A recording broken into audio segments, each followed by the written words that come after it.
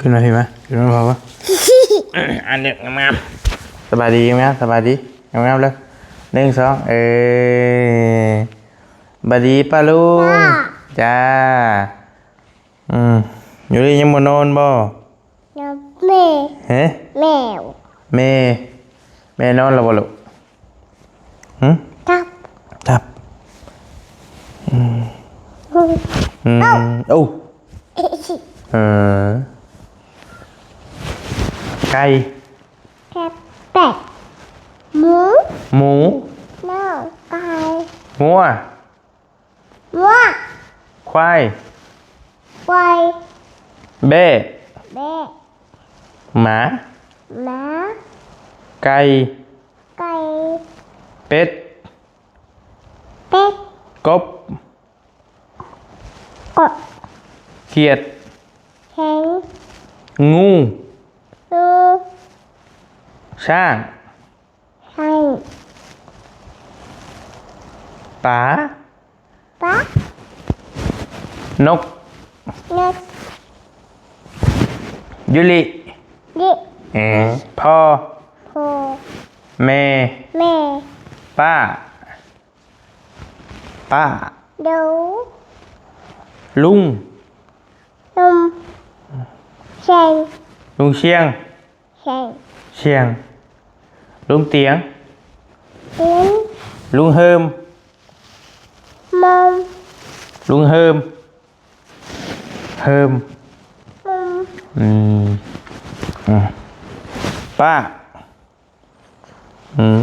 ไม่หลับไปใช่ไหมมาเลย เด็กเอาสบายดีเด้อพี่น้องเด้อสบายดีสวัสดียามบรรยากาศช่วงค่ำคืนเนาะวันนี้กับบอลีนั่งอยู่เพื่อนพี่น้องกำลังสิอัดคลิปเลยลูกสาวเพิ่นเล่นมาหาอยากเข้าคลิปนำภาษาเนาะเอามาให้ดูพ่อมาให้พ่อขอบใจมันพ่อว่าขึ้นมาน้ำพ่อป่ะที่มันน้ำพ่อเห็นไหมอีหล่าปีจักเดือนแล้วลูกไม่จี้ฮะจี้ปวดจี้ป่ะปวดจี้หรือปวดเยี่ยวหัวยงเลยกำลังสิข่าวนอนซี่พังพอถามอีหล่าปีจักเดือนแล้วกี่จะไหนไผดื้อยกมือขึ้นไผดื้อยกมือขึ้นเน่ดื้อบ่ป้าก็ดื้อบ่เบลก็ดื้อยูริดื้อบ่ยูริพังพอถามนี่ไผดื้อยกมือขึ้นโอ้ยนุ่นบ่นุ่นดื้อบ่ลูกโอ้ยิ้มมึงรู้ยิ้มหวานมั้ยยิ้มหวานเด้อแปะมือไก่เป็ดกินข้าวแม่กินข้าวแมวกินน้ำข้าวป่าบ่แม่ค่อยๆเด้อให้จุดนี่ได้ล่มเด้อหวีอันน่ะลูกนุ่นบ่หวีผมอันน่ะลูกหัวยงเลยผมหวีผมท่านบ่เอาออกได้เลยอันนี้นะพอหวีแล้วผมพอกูหัวยงครับสบายดีมันบ่เห็นหรอกขึ้นมาสูงๆกันจะขึ้นมากันเลยฮะนุ่นนอนแล้วนุ่นนอนแล้วอยู่เฮือนปุ๊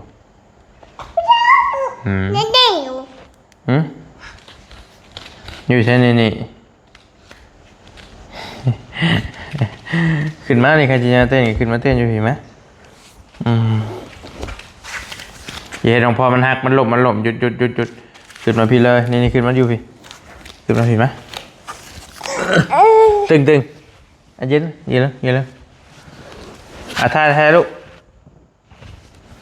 ถ่ายหูปมันพี่น้อยบนนอนดึกดื่นเลยลูกสาวก็ได้ให้พ่อให้ยังตกเด้อตกเตียงนะ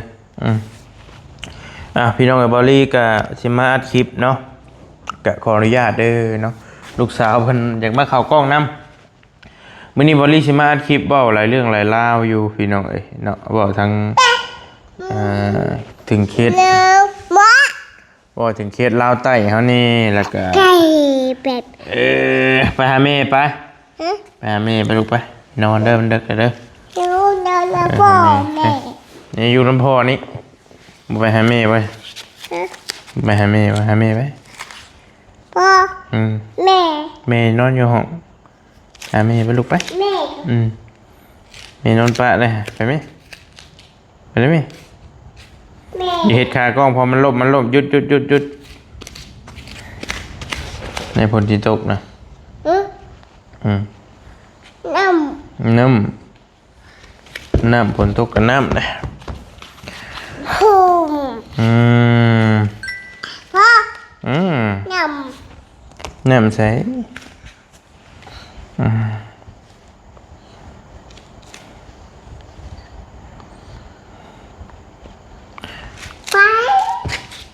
ไปใช้เลยลูก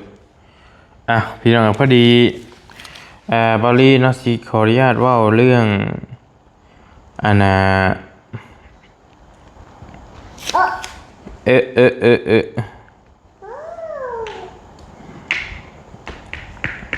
พี่น้องลาวใต้ก่อนทางลาวใต้ก่อนเพราะว่ามีอันนี้น้อยนึงเนาะมีทางแม่ใจดีเพิ่นท่านนึงพี่น้องเพิ่นฝากเงินเนาะจำนวนหนึ่ง500 บาทซะว่าซั่นซะมาให้อีหลาคนนี้พี่น้องเอ้ยนี่อีหลาคนนี้ที่บ่เตียงไปถ่ายเพิ่นที่บ่เพิ่นเป็นเด็กกำพร้านะนี่คนนี้นี่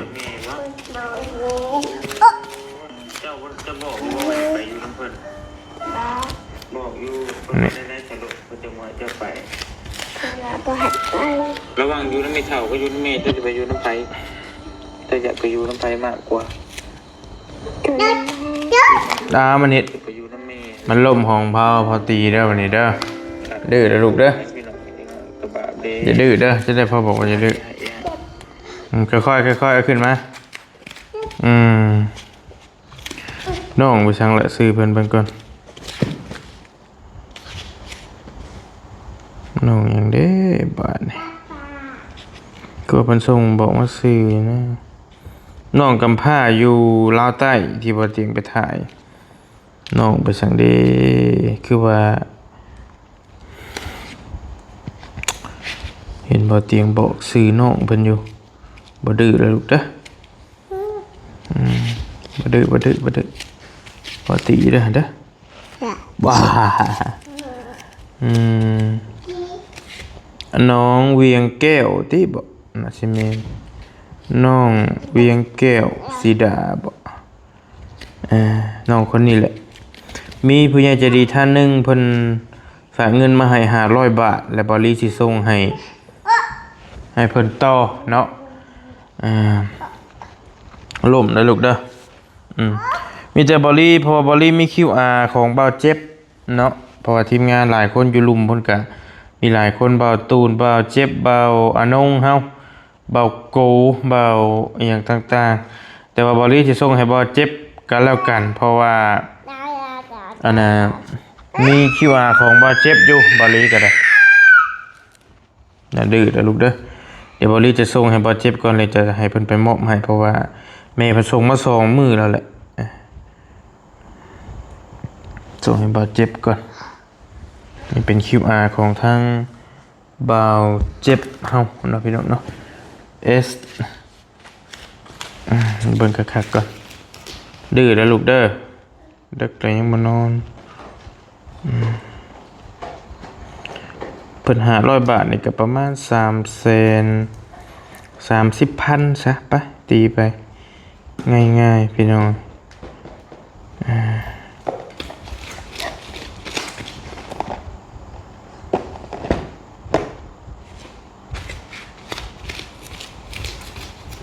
แก้วมาดื้อแล้วลูกเด้อ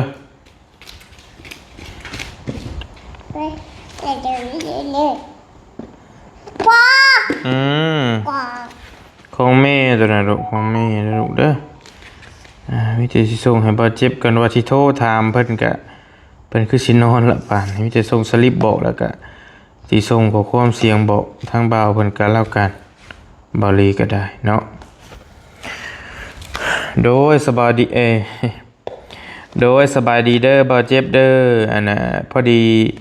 มีผู้ใหญ่ใจบุญเพิ่นทานนึงเพิ่นบ่ให้ออกชื่อออกเสียงหรอกเด้อเพิ่นอยู่ทางฝั่งไทยเพิ่นฝากเงินผ่านข่อยมา500 บาทให้ไปซอยน้องคนหนึงที่อยู่บ้านทงวายนั่นแหละที่บ่เตียงไปทายที่เพิ่นเป็นเด็กกำพร้าหั่นนะชื่อน้องอิหยังจักอย่างน้องแก้วตาบ่ที่น้องเพิ่นให้หั่นนะและรบกวนฝากทางเจ้าเอาไปให้น้องเพิ่นเด้อสิซื้อเครื่องไปให้หรือว่าสิมอบเป็นเงินให้น้องเพิ่นก็สุดแล้วแต่เห็นสมควรเด้อตัวนี้เด้อโดยมีแต่รบกวนบ่เจ็บเด้อบอกว่าพ่อใหญ่จะดีทางฝั่งไทยก็แล้วเด้อเจ้าเพราะว่าบ่ลีเองก็บ่ฮู้จักยามใดสิได้ลงเนาะสิได้ลงหรือบ่ได้ลงทางลาวใต้เฮาก็ได้พี่น้องเนาะก็ฝากทางทีมงานนั่นแหละก็ไผติดต่อหาทีมงานบ่ได้ก็ประสานมาทางนี้ก็ได้เดี๋ยวบ่ลีจะติดต่อหาให้ติดต่อให้ทางทีมงานลาวใต้เฮาก็ได้พี่น้องเนาะยาเพิ่นเนาะบันลิตเนาะมีแต่ฝากบาดเจ็บไปแล้วเดี๋ยวให้เพิ่นจัดการให้เนาะ330,000หาค่าถนนธรรมเนียมกับบริวารละเพราะว่า1,000นี่มันได้660ที่ช่วงนี้แล้วแต่เรทขึ้นๆลงๆเนาะแต่ว่าทางห้างเพิ่นก็สิหักเอา1,000ต่อ10 บาทเนาะแต่ว่า500 บาทนี่ก็เพิ่นหัก5 บาทนึงเนาะอย่าเราบ่เป็นหยังตัวน่ะเดี๋ยวบ่รีออกให้ก็มันลุดๆลื่นกันอยู่ในนี่แหละมันหลายยากเงิน500 บาทมันขึ้นๆลงๆพี่น้องเอ้ยก็อันนี้เป็นเรื่องลาวใต้เฮาบ่ได้กับป้าบ่ได้ไปเป็นเดือนปลายแล้วเด้พี่น้องเอ้ยทางลาวใต้นี่ก็ไป 2-3 เทื่อ4 เทื่อแล้วว่าไปกับบ่าวยาวเพิ่นแล้วก็มาเจอเคสน้องพรแล้วอีกหลายๆเคสก็ถือโอกาสเก็บเวกเก็บงานอยู่ทั้งพี่บ่ลีก็ได้ก็บ่มีโอกาสได้ลงไปเนาะก็ดูพี่ก่อนมีโอกาสอยู่ดีมีโอกาสหน้าฟ้าใหม่จังได้ไปร่วมงานกับพี่น้องลาวใต้เฮาอีกก็จังว่ากันตอนนั้นก็ได้พี่น้องเนาะก็คิดฮอดคิดถึงกันเนาะฝากความคิดฮอดคิดถึงกันคือเก่าทีมงานก็ส่งมาหากันอยู่ว่าซั่นเนาะทางเบาอนงเบาเจ็บเนาะเบาตูนเพิ่นก็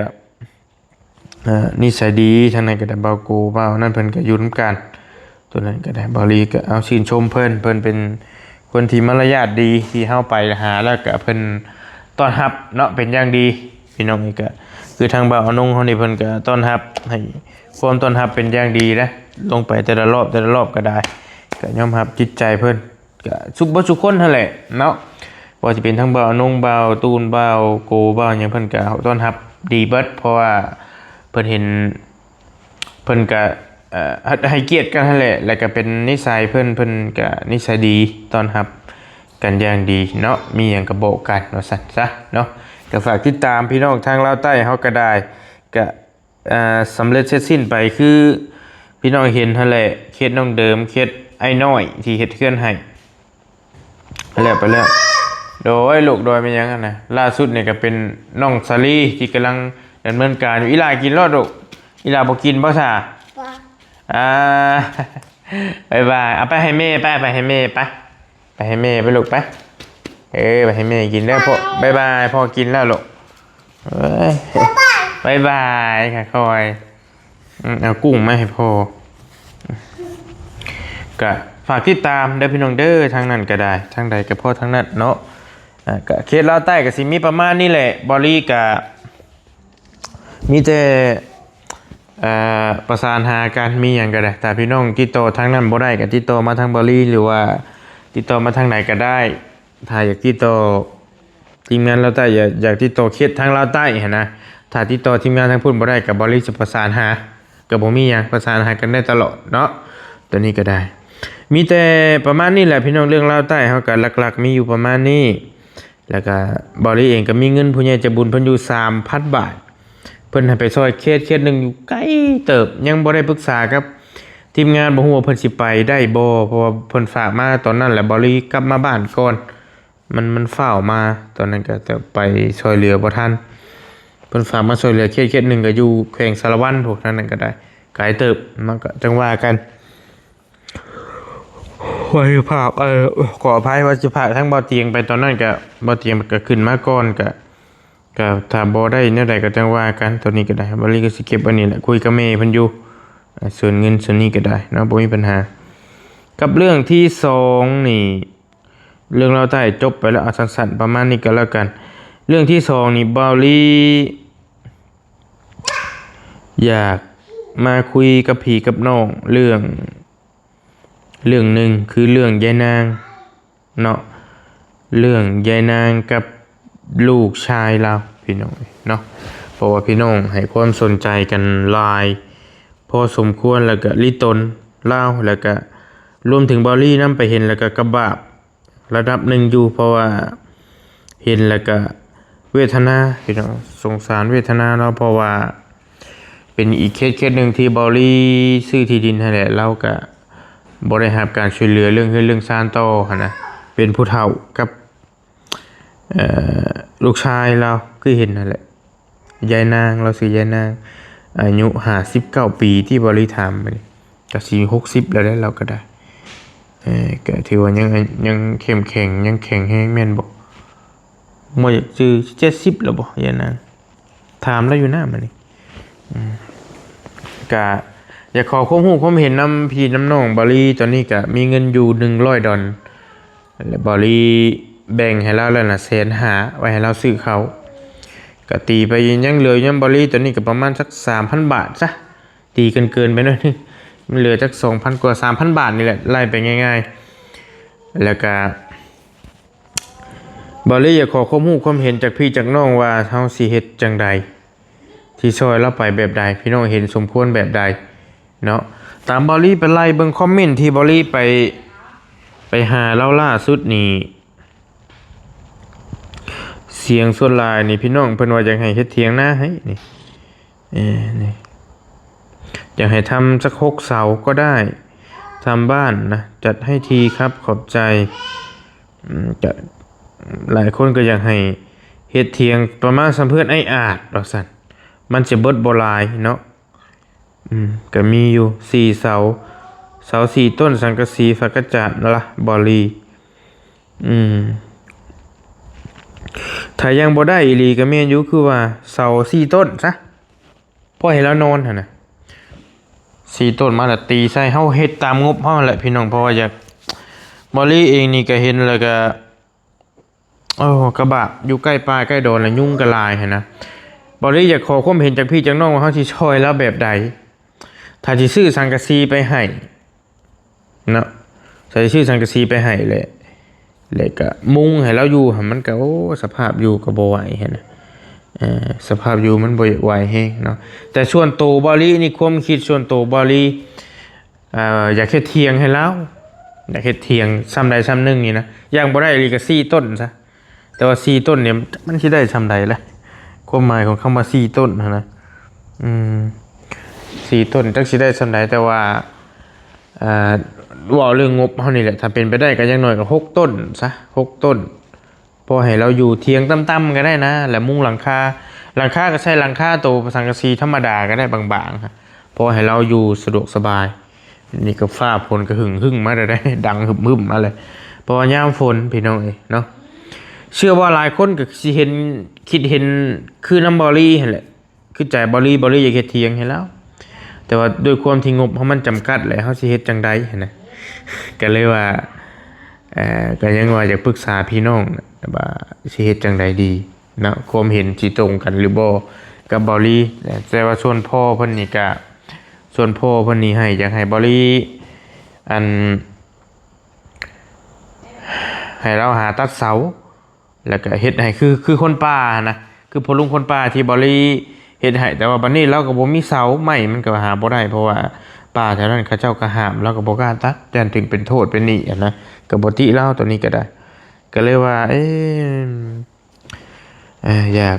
อยากมาปรึกษาพี่น้องตื้มแหละว่าถ้าบริสิเฮ็ดแบบนี้ถ้าจะเฮ็ดเทียงให้เรานี่อย่างน้อยเงินนี่เฮามีนี่เฮาซื้อมาไว้ก่อนเนาะซื้อมาไว้ก่อนเลยเฮาก็มีสำใดก็ซื้อมาไว้สำนั้นก่อนหั่นน่ะเพราะว่าบริคิดว่ามันบ่เนื้อมากกว่าแรงสามารถเฮ็ดเทียงซื่อๆนี่นะพี่น้องอย่างน้อยก็แอมฝากกระจาดก็ได้แล้วแอมฝากกระจาดให้เราก่อนบ่ต้องว่าใส่อิหยังเปลืองหั่นน่ะพี่น้องถ้าเฮาได้ซื้อไม้โซล่าคือเฮ็ดคือเฮือนเบาซิงนี่ก็ได้อยู่แต่ว่าตอนนี้ก็ยังเปลืองนะด้วยความที่ว่างบเฮามันบ่มีหั่นน่ะพี่น้องแต่ที่เฮ็ดซำนี้ก็คือบ่แซนเฮ็ดให้นี่บ่แซนนึงแล้วบ่แซนบ้านเฮาด้วยความที่ว่างบเฮามันบ่มีตอนนี้หั่นน่ะก็ถือว่ามันน้อยมันก็ถือว่าอยากเปลืองแต่ว่านี่โดยลูกโดยมันยังน่ะลูกคือบ่แซนใช้เกิบบ่ลูกคือบ่แซนเฮ็ดให้บ่ซิงนี่น้อยๆสินะพี่น้องโดยใช้เกิบมาได้ใช้น่ะลูกไปให้แม่เปลี่ยนให้ไปโดยนี่ถ้าเฮ็ดซำนี้ก็พอดีงามนี่พี่น้อง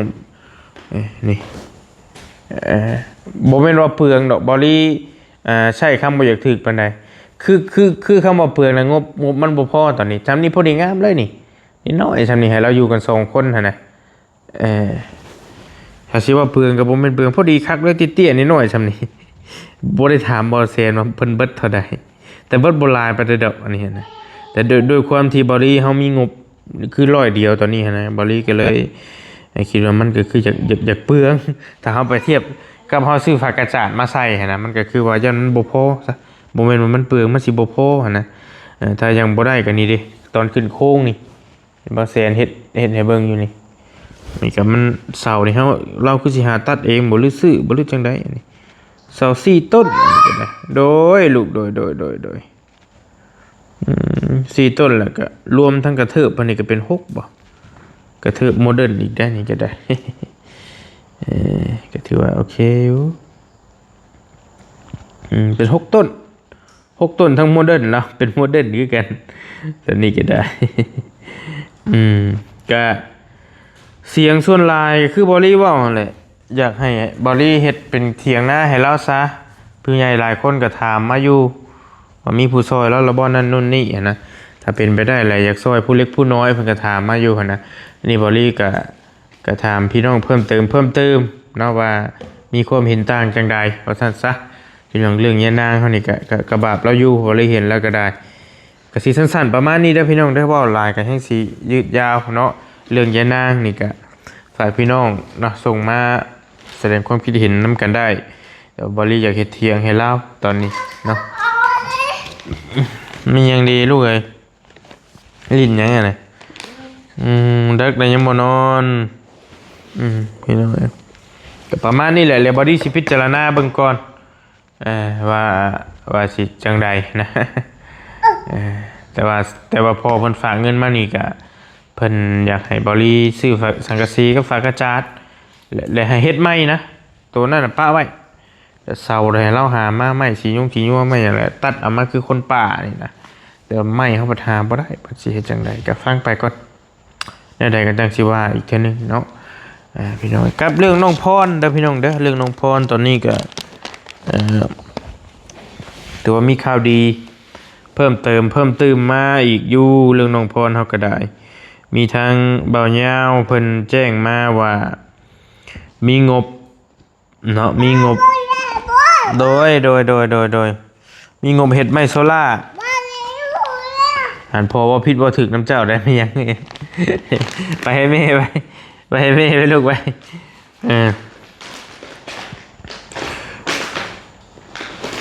มีงบอันน่ะซื้อไม้โซล่า3ล้านกีบนำบ่ยาวตอนนี้พี่น้องแล้ววันนี้แล้วน้ำอันน่ะสิว่าอีกในทีมงานเฮาอีกคนนึงก็แล้วกันเพราะว่าเพิ่นยังบ่ทันแจ้งเดี๋ยวมันสิบ่เซอร์ไพรส์ในทีมงานเฮาอีกคนนึงหั่นเพิ่นมีแล้วสังกะสีแต่เพิ่นยังบ่ทันได้แจ้งไปแต่บริขออนุญาตว่าเว้าแบบนี้ก็แล้วกันมีสังกะสีแล้วน้องพรฮะพี่น้องถือว่าได้รับข่าวดีเนาะสังกะสีน่ะมีแล้วน้องพรแล้วก็ไม้โซล่าน้ำบ่ยาวหั่น มีเพิ่มมาแล้ว3 ล้าน3 ล้านกีบแต่ไม้สลาเนี่ยมันก็เบิดระดับพุ่นแล้ว10 ปลายล้านพุ่นละเนาะอย่างน้อยๆได้พี่น้องเอ้ยก็เบิดหลายเติบอยู่เพอเฮือนหลังใหญ่เฮาต้องแอมทั้งนอกเบิดแล้วก็ต้องไปกั้นห้องกั้นหยังต่างๆอีกนะก็จังว่ากันตัวนี้ก็ได้เดี๋ยวยังมาลิ้นนี่ลูกนี่ของแม่เจ้ากินได้นี่ก็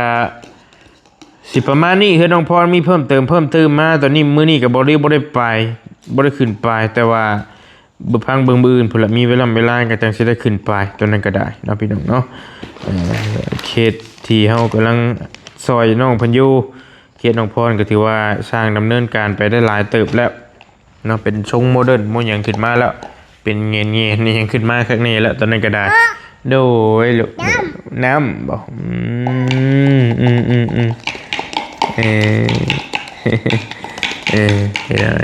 ถือว่ามีข่าวดีเด้อพี่น้องเด้อมีข่าวดีเรื่องน้องพรแหละก็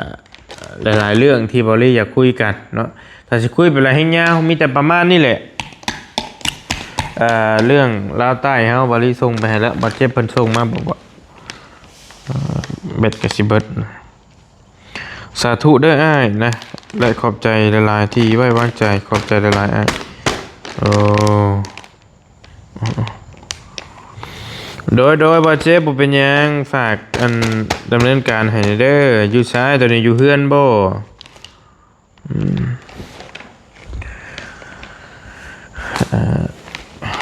ทางบ่เจ็บเพิ่นตัวนี้ก็ได้มีแต่ประมาณนี้แหละพี่น้องไอ้ทางเทที่บ่ลี่ซื้อที่ดินให้ก็เทนั่นก็เดี๋ยวบ่ลี่หาเบิ่งมื้อบางวันก่อนแล้วต่อพื้นต่อไฟแล้วก็สิลงไปเจ้าน้ำบาดาลให้เราทางนั้นก็ได้เนาะก็อีกหลายๆเคสอยู่ที่เฮากำลังหาทางซอยเนาะล่มบ่เฮ็ดอันนั้นขึ้นมาบ่มันพอบ่คือเคสเทเฮานี่ก็เป็นอีกเคสนึงที่ก็บ่ลี่ซอยได้สำเร็จแล้วคือเรื่องที่ดินเนาะบ่ลี่เปิดประกาศเปิดสมทบไปก็คือบ่ลี่ว่าหั่นแหละบ่กี่มื้อประมาณอาทิตย์นึงอาทิตย์ปลายก็ถือว่าได้เนาะได้ให้เราแล้วพี่น้องก็ยินดีใจน้ำลายบอลี่ก็ได้ที่มันเราเนาะกรรมเราเร็วติดจรวดถือว่ากรรมดีทรงผลว่าซะได้ให้เราได้เงินได้ที่ดินที่ดอนเป็นของตัวเองจังหน่อยกะปุกกระตูบปุกเอียงอยู่ก็สร้างมันแหละพอได้อยู่ก่อนนะเฮ็ดจังไดพี่น้องเอ้ยเนาะทางนั้นก็ได้มีแต่ประมาณนี้แหละว่าหลายมันก็สิยืดสิยาวบอลี่ก็สิไปขอตัวไปพักผ่อนก่อนเนาะแจ้งกันหลายๆเรื่องในมื้อนี้ลุงคนป่าน้ำเน่ขออนุญาตต่อหน่อยนึงเพิ่นกำลังเฮ็ดกระตูบอยู่ทางนั้นก็ได้ทั้งลุงคนป่าน่ะก็ได้พอดีทางเห็นมื้อนี้เห็นน้องนิ้วเพิ่นน้องนิ้วก็น้องพัดชัยเพิ่นลงไปเห็นเพิ่นลงไปหาเราอยู่บริกับว่าสิแล่นไปกับบ่ทันมันหลายทางไปนี่พี่น้องกับพังเบิ่งมือใหม่พุ่นแหละแต่ว่าฝากระจาดสังกะสีเล็กตะปูค้อนตีอย่างต่างๆบริซื้อไปให้เราเบิดละให้เราดำเนินการมีเวลากับจังสีแลนไปเพราะว่าลายทั้งไปในบริก็ได้ขึ้นเหนือลงใต้เนาะเอากับขอบใจหลายๆเด้อทั้งผู้ใหญ่ใจดีบัจจุกุทุกคนเนาะที่ได้สดได้ซอยแล้วก็เบิ่งแยงเนาะทางผู้ทุกผู้ยากแล้วก็ทีมงานเฮาโดยตลอดมาเนาะเป็นกำลังใจให้เด้อขอบใจหลายๆขอบคุณเป็นอย่างสูงเนาะเอามีแต่ขอบใจอีกเทื่อนึงทางผู้ใหญ่ใจดีที่เพิ่นซอยทางน้องแก้วตาบอกทางบ้านทงวายที่บ่เตียงไปถ่ายนะที่เพิ่นเป็นเด็กกำพร้าก็ขอบใจเพิ่นหลายๆให้เพิ่นดีมีแฮงให้โชคให้มานให้ร่ำให้รวยเด้อปรารถนาสิ่งใดก็ให้ได้สิ่งนั้นสมความมุ่งมั่นปรารถนาอย่าเจ็บอย่าจนอย่าขาดอย่าของเนาะร่ำได้รวยเด้อสาธุสำหรับคลิปนี้บอลลี่ขอโตไปก่อนแล้วพี่น้องอยู่ดีมีแฮงเนาะ ขออภัยส่งมาร่ำรวยพี่น้องบ๊ายบายเด้อเจอกันใหม่เด้อ